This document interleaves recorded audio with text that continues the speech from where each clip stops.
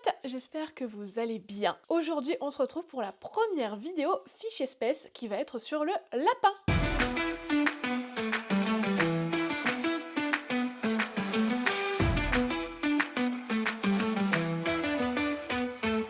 Je ne sais pas si la lumière va être comme d'habitude parce qu'il fait un temps dégueulasse. Je ne sais pas si c'est pareil chez vous, mais en tout cas ici il fait un temps dégueulasse, donc j'espère que ça va aller, je croise les doigts. Mais bon, si vous voyez cette vidéo, c'est qu'a priori ça le faisait à peu près. Comme je vous le disais, aujourd'hui on va faire la fiche espèce du lapin nain.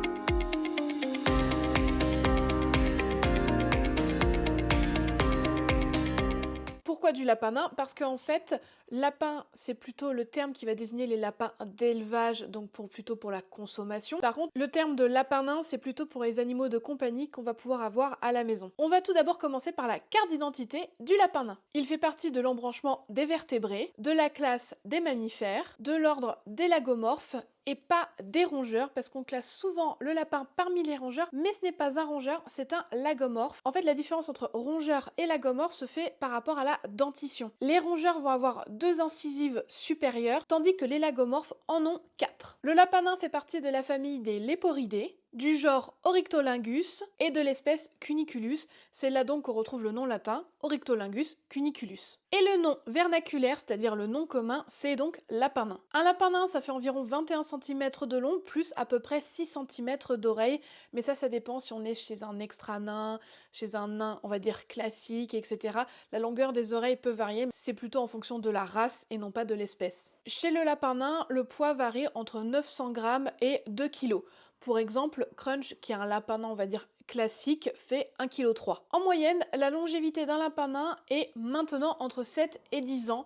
Alors on a de plus en plus de lapins qui vont au-delà de 10 ans. Je donne l'exemple de Crunch qui a actuellement 12 ans et demi. Donc voilà, selon la qualité de vie que vous allez pouvoir lui offrir, l'alimentation, etc., vous allez avoir une durée de vie qui va augmenter. Le lapin nain, c'est un animal qui a une origine géographique en Europe. Et pour clôturer sa carte d'identité, au niveau du régime alimentaire, c'est un herbivore monogastrique. Monogastrique, ça veut dire qu'il n'a qu'un seul estomac comparé au plurigastrique, donc plusieurs estomacs comme les ruminants par exemple. La vache, c'est le ruminant le plus connu. Et donc le lapin a un seul estomac avec un cécum très développé. Je vous expliquerai ce qu'est le cécum quand on va parler un peu d'anatomie. Et donc le lapin a un système digestif qui est tout à fait similaire à celui du cheval. Donc ceux qui connaissent bien celui du cheval, vous allez voir que celui du lapin ressemble énormément en termes d'anatomie. Il faut savoir aussi que le lapin a un comportement sécotrophique. Donc il présente de la sécotrophie. La sécotrophie, en fait, c'est le fait que le lapin va produire à un moment précis de la journée, mais ça je vous en parlerai après, des crottes molles qu'il va réingérer pour mieux réassimiler les nutriments qui sont contenus dans ces crottes et ensuite il va faire des crottes plus dures. Mais je vous expliquerai ça un petit peu après l'anatomie. On va maintenant parler des normes biologiques qui concernent le lapin nain. Le lapin nain a une fréquence cardiaque entre 150 et 325 battements par minute. Il a une fréquence respiratoire entre 40 et 60 mouvements par minute et il faut savoir que le lapin a une respiration nasale uniquement, c'est-à-dire qu'il ne respire que par le nez et pas par la bouche. À la différence de nous qui pouvons inspirer et expirer par le nez ou la bouche, le lapin ne peut le faire que par le nez. La température rectale du lapin nain se situe entre 38,5 et 39,5 degrés Celsius. Au niveau de sa consommation journalière en eau, le lapin consomme à peu près 100 ml par kilo de poids corporel. Donc par exemple, si je prends l'exemple de Crunch qui fait 1,3 kg, cela veut dire qu'il va consommer à peu près 130 ml d'eau par jour. Tout en sachant que le lapin va ingurgiter une grosse partie de son eau dans son alimentation et entre autres dans les légumes. D'où le fait que lui donner des légumes frais, c'est super important. Il faut savoir que le lapin nain possède 28 dents. Je vais vous mettre des petits schémas pour vous montrer un petit peu l'organisation dentaire du lapin. Au niveau de sa mâchoire supérieure, on va avoir 4 incisives, 6 prémolaires et 6 molaires. Au niveau de la mâchoire inférieure, on a 2 incisives, 4 prémolaires et 6 molaires. Autre information très importante à savoir, c'est que les incisives du lapin poussent en continu tout au long de sa vie. Et les incisives poussent à peu près de 2 mm par semaine, donc c'est relativement important. C'est pour ça qu'il faut être super vigilant à la pousse des dents, qu'il faut fournir au lapin de quoi pouvoir rogner, de pouvoir user ses dents, et si vous ne lui fournissez pas ce qu'il faut pour qu'il puisse limer ses dents, vous allez être obligé de faire appel à votre vétérinaire qui va donc limer les dents sous anesthésie générale. La maturité sexuelle du lapin se situe entre 4 et 6 mois, donc c'est assez tôt. Et il faut savoir que la période de reproduction du lapin, c'est toute l'année, avec une prédisposition pour les beaux jours, donc le printemps et l'été. Mais globalement, c'est de là que vient l'expression chaud lapin, dans le sens où ils sont capables d'avoir des petits toute l'année, et en plus d'enchaîner les portées de manière très rapide. Le nombre de petits par portée est assez fluctuant, généralement c'est entre 2 et 10 par portée. Le lapin va plutôt avoir un comportement qu'on appelle nidicole. La mère va en fait s'arracher son poil ainsi que son sous-poil afin de faire un nid pour ses lapros, pour leur tenir bien chaud parce que les lapros naissent sans poil. La durée de gestation d'une lapine est de 30 jours. Et le sevrage s'effectue entre 6 et 8 semaines, ce qui vous montre bien qu'une lapine peut avoir énormément de portée à l'année si elle en fait à chaque fois. Avant de passer au comportement et au caractère du lapin, n'oubliez pas surtout de vous abonner, de mettre un petit like parce que ça me fait toujours super plaisir, et surtout dites-moi en commentaire quelle est la prochaine espèce que vous voudriez que je traite en fiche espèce. J'ai trop hâte de vous lire. Ma petite boue. Toi aussi, t'as hâte de lire les commentaires? C'est tellement pas beau, heureusement que t'es là pour me réchauffer. Ah ma boue. C'est ma petite boue. D'ailleurs, on parle de crunch. On parle de crunch. Des copains de crunch. Au niveau comportement, le lapin nain, c'est un animal qui est très sociable, comme le bouvier, hein.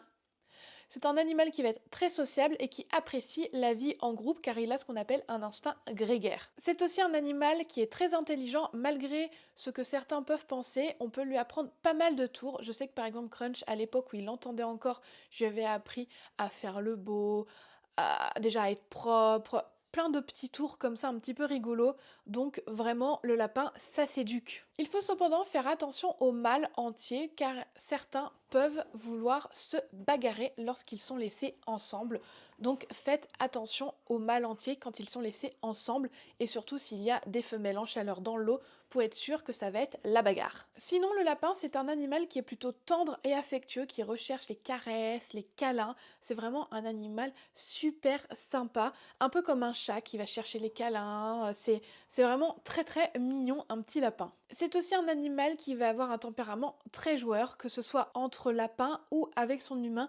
C'est un animal qui aime bien jouer. Cependant, ça reste un petit têtu qui n'aime pas qu'on lui dise non. Je me rappelle que Crunch, alors avec moi ça l'est, mais avec mon conjoint, là maintenant il s'est beaucoup calmé, mais il y a eu une période, surtout au tout début de la relation, où Crunch avait tendance à ne pas supporter que mon conjoint lui dise non, et il lui grognait après, il faisait comme ça, avec sa petite tête en avant, en grognant et en mettant les pattes devant. Il me faisait trop marrer. Donc c'est vraiment des petits têtus certains. En plus de ça, alors j'ai vu qu'il y a plusieurs lapins qui avaient ce trait de caractère, ils n'aiment pas qu'on dérange leurs petites affaires. Et c'était un grand jeu qu'avait mon chéri, c'est de lui déranger, de lui foutre un peu le bordel dans ses affaires. Et Crunchy râlait, il tapait du pied, c'était trop marrant. Donc ce sont des petits têtus et parfois des petits hargneux, mais franchement ça me faisait trop marrer. C'est aussi un animal qui est très gourmand. Donc il faut faire super attention parce que si vous comptez que ce soit lui qui limite le fait d'ingérer des friandises, c'est pas la peine. Le lapin, c'est vraiment un gourmand, donc il faut être vigilant là-dessus. C'est aussi un petit blagueur. Le lapin, ça reste un animal qui a un comportement de rongeur dans le sens où il va ronger. Donc si vous lui laissez à portée de main le chargeur du téléphone, par exemple, vous pouvez être quasiment sûr que le chargeur va être coupé en deux. Ou si vous lui laissez à portée dedans des plaintes en bois très tendres, vous pouvez être sûr que vous allez avoir des petits coups dedans, là-dedans, ou dans des livres, ou dans des pieds de meubles. Alors on peut l'éduquer pour les meubles, etc., pour qu'il s'habitue à ne ronger que ses jouets. Malgré tout, vous allez avoir le risque qu'il y ait des petits coups dedans, à droite, à gauche, si vous ne sécurisez pas bien l'environnement dans lequel il évolue sans surveillance. Après, vous pouvez toujours l'éduquer. Je sais que Crunch, à l'époque où il n'avait pas sa chambre dédiée et où il était dans le salon, je lui disais non et généralement il écoutait. Donc voilà, vous pouvez vraiment l'éduquer là-dessus. Par contre, attention, le lapin, c'est un être extrêmement sensible. Il a une ouïe extrêmement développée qui le rend plus sensible au bruit. Ce qui fait que quand vous adoptez un petit loulou, il faut l'habituer à tous les bruits de la maison pour qu'il ne soit pas stressé, comme par exemple l'aspirateur, une casserole qui tombe, un petit peu de musique, sans excès évidemment, mais essayez de l'habituer un tout petit peu à tous les bruits pour que ça ne le stresse pas. Je sais que Crunch, l'aspirateur, il n'en a à rien à secouer, même qu'il grimperait dessus. Vraiment, l'aspirateur, c'est vraiment pas un sujet. Même les bruits de bricolage, etc., il a été hyper habitué. Donc, les bruits, généralement, il s'en fout, mais c'est parce que je l'ai habitué depuis tout petit au bruit, au fait d'être transporté, aussi d'aller dans sa cage de transport pour aller chez le veto, partir en vacances, etc. Donc, vraiment, habituez-le à un maximum de choses. Comme ça, vous aurez un animal qui ne sera pas stressé et qui ne sera pas susceptible aux crises cardiaques, car c'est vrai que les crises cardiaques, c'est quelque chose de très répandu chez le lapin, dû parfois au stress, à l'adrénaline, donc faites très attention à ça. On va maintenant parler un petit peu d'anatomie, mais vraiment très succinct, de vraiment ce qui est important à savoir. Je vais vous mettre un petit schéma du squelette du lapin. Alors il faut savoir que le lapin a un squelette plutôt fragile entre guillemets et léger, ce qui lui permet de faire de sacrés bonds, de sacrées pirouettes. Tous les propriétaires de lapins, je pense, savent ce que je veux dire quand ils ont leur quart d'heure de folie, c'est un petit peu comme un chat, c'est trop marrant, mais c'est parce qu'ils ont ce squelette léger et souple qu'ils peuvent faire toutes ces acrobaties. Au niveau donc de sa colonne vertébrale, on a donc ce qu'on appelle la formule vertébrale. Donc on a chez le lapin 7 cervicales, on a 13 vertèbres thoraciques, 7 vertèbres lombaires, 3 vertèbres sacrées donc qui composent le sacrum. Donc c'est l'os en fait, le sacrum, qui se situe plutôt au niveau du bassin, entre les deux iliums. Et on a entre 17 et 18 vertèbres coccygènes, donc ce sont les vertèbres qui sont après le sacrum et qui composent la queue. Si on prend en compte que les cervicales, les thoraciques, les lombaires et les vertèbres sacrées, en fait, ce qu'on appelle la formule vertébrale du lapin est exactement la même chez le chien et le chat. D'ailleurs, petite anecdote, je ne sais pas si vous le savez, mais tous les mammifères, enfin quasiment tous les mammifères ont 7 cervicales. Donc si je prends l'exemple de la girafe, vous pouvez imaginer la taille des 7 vertèbres cervicales de la girafe, c'est assez impressionnant. D'ailleurs, autre petite info, le seul mammifère qui a un nombre de vertèbres cervicales différents, c'est le paresseux. Si je me souviens bien, le paresseux a 2 doigts à 5 vertèbres cervicales et le paresseux à 3 doigts en a 8 ou 9. Il me semble que c'est 9. Et voilà, c'est la seule exception, sinon vous pouvez retenir que quasiment tous les mammifères n'ont que,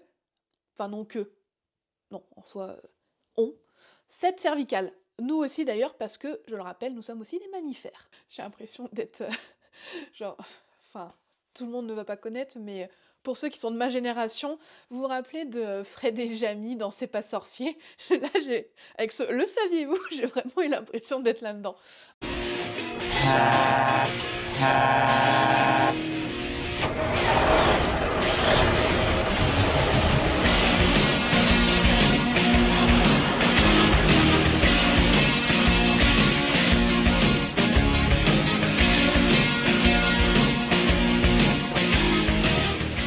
Bref, on s'en fout, tais-toi donc Pauline, tu ne dis que des conneries. Bon, on reprend un petit peu notre sérieux. Donc, si on repart sur l'anatomie du squelette du lapin, vous remarquerez que les postérieurs ont une forme assez particulière. Et en fait, ces membres postérieurs, ils ont une ossature et une musculature forte qui va leur permettre une bonne propulsion.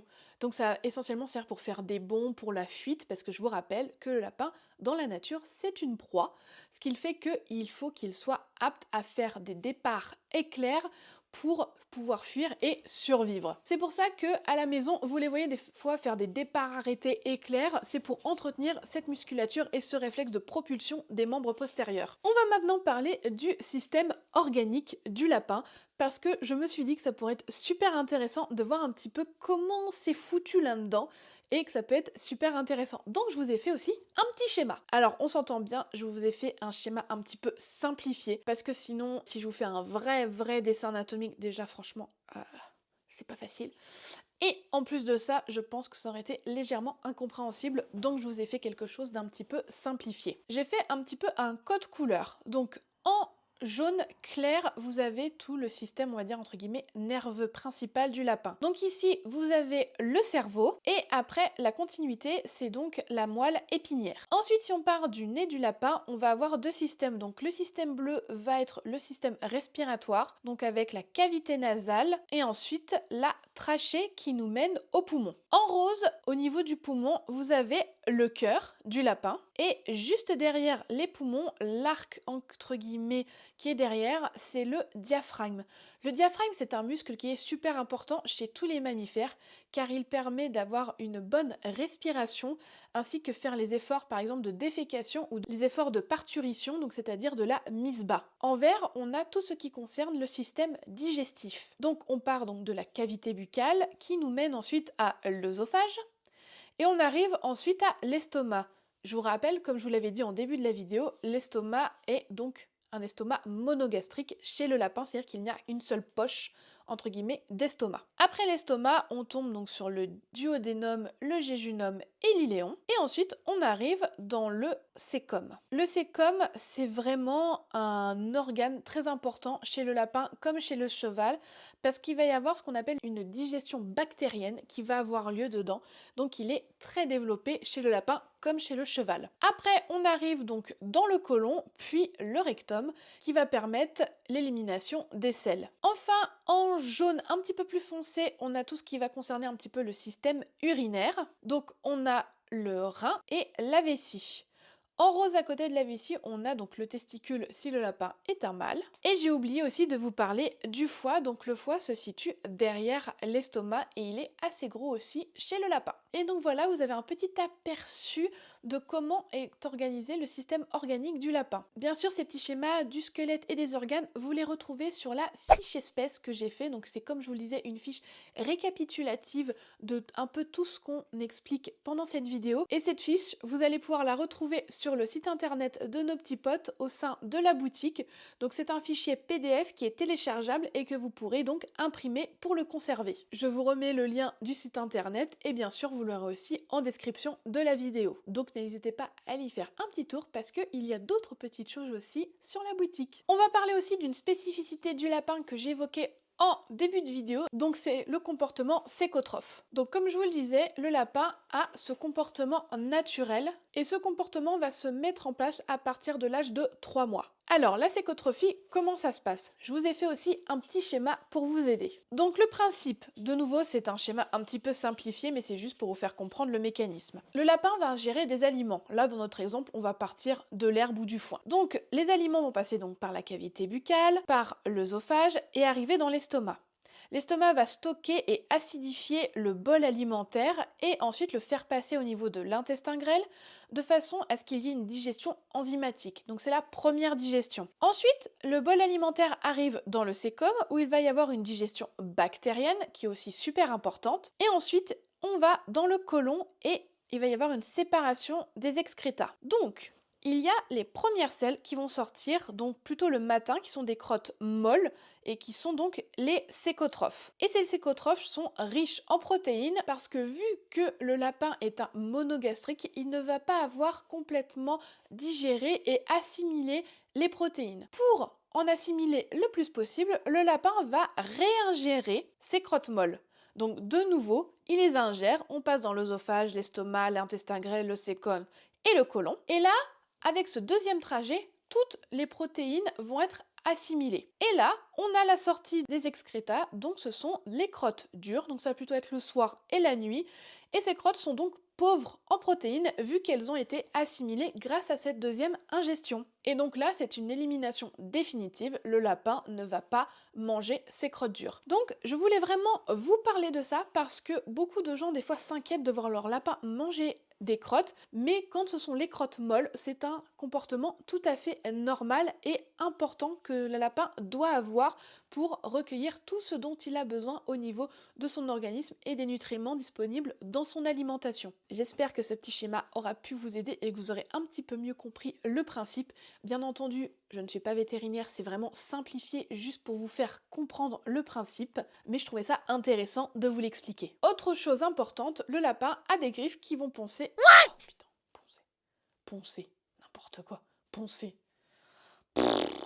Il faut aussi savoir que le lapin a des griffes qui vont pousser tout au long de sa vie, comme tous les mammifères en somme, tous les mammifères qui possèdent des griffes, hein, on s'entend bien. Enfin griffes ou sabots ou onglets, enfin vous avez compris l'idée. Et en fait, le lapin possède donc 5 griffes au niveau de la patte avant et possède 4 griffes au niveau donc de la patte arrière, donc l'équivalent du pied chez nous. Donc il faut les couper régulièrement pour éviter en fait qu'elles se crochettent, qu'elles se retournent et qu'elles s'enfoncent dans la patte, ce qui peut être évidemment extrêmement douloureux. Donc faites très attention. D'ailleurs aussi, lorsque vous coupez les griffes du lapin, mais ça c'est valable pour les chiens, les chats, enfin un peu tous les animaux auxquels on coupe les griffes, dans la griffe vous avez en fait une petite veine qui arrive, donc la rosée finalement, c'est la forme rose que l'on voit dans l'ongle, que la griffe est blanche. Il faut faire très attention à ne pas couper, parce que alors là je peux vous garantir que ça pisse le sang et que ça fait mal, et qu'après quand vous allez vouloir recouper les griffes, vous allez en chier. Donc prenez-vous une petite marge lorsque vous coupez, et coupez bien perpendiculaire à la griffe, comme ça vous serez tranquille. Donc prenez un coupe-griffe qui coupe bien d'un coup sec pour pas y revenir deux fois, écraser la griffe et que ce soit un petit peu douloureux et inconfortable. Bon voilà, c'est tout pour la partie anatomique. On pourrait aller évidemment bien plus loin, mais je n'étais pas sûre que ce soit hyper utile, en tout cas dans cette vidéo, donc là, vous avez un petit aperçu succinct de l'anatomie de votre potentiel futur compagnon lapinou. On va maintenant parler de l'habitat idéal, parce que c'est quand même un truc super important. Le lapin a besoin d'un grand espace au sol pour courir, se dégourdir les jambes, faire des galipettes, tout ce qu'on veut, faire la folie quoi. Donc ça a vraiment besoin d'un grand espace au sol et le plus grand possible. Le lapin, comme je vous le disais, c'est un herbivore, donc il a besoin d'un foin de bonne qualité, donc c'est-à-dire bien vert, sans poussière. Et il faut savoir que le foin de luzerne va plutôt être conseillé pour les lapins en croissance car il est riche en calcium, donc pour tout le développement musculaire et ostéo-articulaire, c'est très important. Mais lorsqu'il est adulte, on va plutôt privilégier un bon foin de prairie. Il faut aussi utiliser donc des granulés adaptés donc pour lapins. Il existe différentes formes. Il existe le mélange de graines ou les granulés complets. Personnellement, je vous conseille plutôt les granulés complets car vous avez tout ce dont il a besoin dans le même granulé. Tandis que le mélange de graines, alors souvent c'est un petit peu plus souvent c'est un petit peu plus appétant pour le lapin, mais il va avoir des fois tendance à trier, à prendre vraiment que ce qu'il aime, et du coup on a des risques de carence s'il n'ingère pas tout ce dont il a besoin. Donc à la rigueur, ce mélange vous pouvez le garder en petite récompense, en petit topper, voilà, de temps en temps, mais l'alimentation principale doit quand même être des granulés complets, ainsi que le foin à volonté évidemment. Le lapin va aussi avoir besoin de légumes frais, comme de l'endive, surtout les jeunes pousses d'endive, ils adorent ça. La salade comme la feuille de chêne, la mâche, des carottes en petite quantité parce que c'est plutôt quelque chose à donner en termes de friandises, voilà, de petites à côté. Les pommes aussi en petites friandises, ils adorent ça. Le concombre aussi, le persil, les fans de carottes, alors ça ils sont fans justement, de fans de carottes généralement.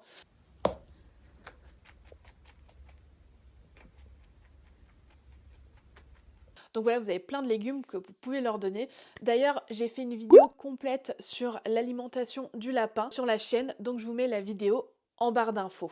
Le lapin va évidemment avoir besoin d'eau fraîche, donc dans une gamelle plutôt lourde, type céramique qu'il ne va pas pouvoir remplacer, ou alors vous pouvez utiliser des gamelles qui s'accrochent. Par exemple, Crunch, moi, il a en fait sa cage qui est toujours ouverte mais qui lui sert de coin litière et de porte-gobelet finalement. Donc il a un gobelet d'eau et son gobelet de granulés l'un à côté de l'autre. Et donc ces deux gobelets sont accrochés au barreau de la cage, donc comme ça il ne peut pas les renverser. Le lapin a aussi besoin de couchage confortable pour pouvoir se mettre dans un petit nid douillet, avoir ses petits lits. Et aussi de cachettes, par exemple de maisons en bois ou de choses comme ça pour qu'il puisse aller s'y réfugier, se mettre la sylvette tranquille et faire sa petite vie de lapin en quelque sorte. Le lapin a aussi besoin d'une litière absorbante et surtout non poussiéreuse pour ne pas encombrer son système respiratoire. Personnellement, j'utilise beaucoup les granulés de bois parce que je trouve que ça absorbe très bien. En plus de ça, Crunch ne les mange pas, donc c'est nickel. Et ça se délite bien lorsqu'il urine dedans, il n'y a pas d'odeur, c'est assez facile à nettoyer et en plus de ça, peu onéreux. Franchement, moi, les granulés de bois, je trouve ça vraiment très très bien et très très pratique. Et il y a aussi besoin donc d'un bac à litière pour y mettre votre litière. D'ailleurs, petite astuce, si vous souhaitez apprendre la propreté à votre lapin, moi c'est celle que j'ai utilisée pour l'apprendre à Crunch. Donc lorsque Crunch est arrivé à la maison, je lui ai mis de la litière sur tout le fond de sa cage.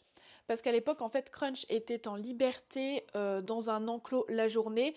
Par contre, la nuit, il dormait dans sa cage parce que c'était un peu plus facile pour nous. Donc, il avait donc tout le fond de sa cage recouvert de litière et ça m'a permis de voir où est-ce qu'il allait faire ses besoins.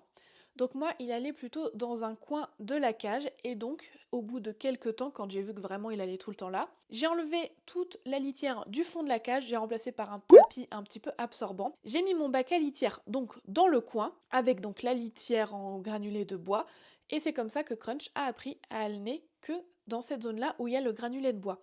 Au début, forcément, il y a quelques ratés, mais en fait, si vous ramassez les cacas systématiquement et que vous nettoyez les pipis qui peuvent se faire à côté, donc par exemple en enlevant et en lavant vos tapis absorbants, vous pouvez être sûr que votre lapin sera propre et que même en liberté, il retournera dans sa cage pour faire ses besoins et c'est quand même vachement agréable. Ensuite, dans les choses dont le lapin a besoin, évidemment d'un coupe-griffe pour entretenir ses griffes, mais aussi de jouets en bois à grignoter pour se faire les dents et de tunnels. Franchement, les tunnels, les lapins, ils adorent ça parce qu'il faut se dire que dans la nature, ils vivent plutôt dans des galeries, dans des terriers. Donc le tunnel, même si ce n'est pas la même chose, ça reproduit un petit peu un comportement naturel. Crunch, moi, il en a partout. Personnellement, j'ai acheté plutôt des tunnels pour chat. Ça, elle éclate, il est beaucoup dedans. C'est vraiment un truc, il passe à fond dedans des fois. Enfin, moins maintenant parce qu'il vieillit, mais vraiment, c'est quelque chose qu'il a toujours apprécié. Et maintenant, on va parler de pour qui, c'est-à-dire pour qui le lapin peut être fait, pour quel type d'adoptant. Et bien finalement, le lapin, je trouve qu'il convient plutôt à tout le monde, à condition qu'on soit quelqu'un de plutôt calme et de patient, de doux et de disponible. Franchement, le lapin, c'est un animal qui est plutôt facile, plutôt sympa. Alors moi, ce que je conseille maintenant, parce que avant, lorsque j'ai acquis Crunch, donc ça fait pas plus de 12 ans, je ne le savais pas et j'aurais peut-être pas fait cette bêtise si j'avais su, mais c'est plutôt mieux d'adopter les lapins en paire pour qu'ils puissent jouer ensemble, avoir des interactions, c'est plus sympa pour eux. Après, moi j'étais étudiante donc j'étais pas mal disponible, donc je passais pas mal de temps avec lui, donc je ne pense pas qu'il l'ait mal vécu d'avoir été seul, mais avec le recul, si j'avais dû reprendre un lapin maintenant, j'en aurais pris deux. Et franchement, le lapin, à partir du moment où vous acceptez de partager une grande partie de votre espace au sol avec lui et de vous rendre disponible pour lui, c'est vraiment un animal qui est super sympa, qui est vraiment intelligent, qui a plein de choses à nous apprendre. C'est un animal un petit peu sous-coté, je trouve, qu'on a tendance à mettre en cage et juste à laisser comme ça, alors que franchement, c'est un animal qui est volontaire pour faire pas mal d'interactions. Enfin, moi, j'aime vraiment beaucoup le lapin et mon Crunch en particulier. Et voilà, c'est tout pour cette première fiche espèce. J'espère qu'elle vous aura plu. Donc comme je vous l'ai dit, n'hésitez pas à aller télécharger la fiche récapitulative sur la boutique de nos petits potes. Donc comme je vous le dis et je vous le redis, elle est gratuite. Vous avez juste à la télécharger.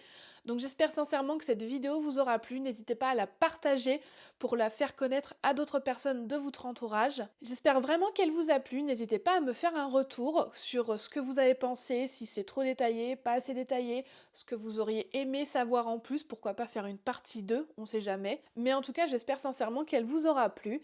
Et en attendant la prochaine vidéo, je vous dis à très bientôt sur nos petits potes.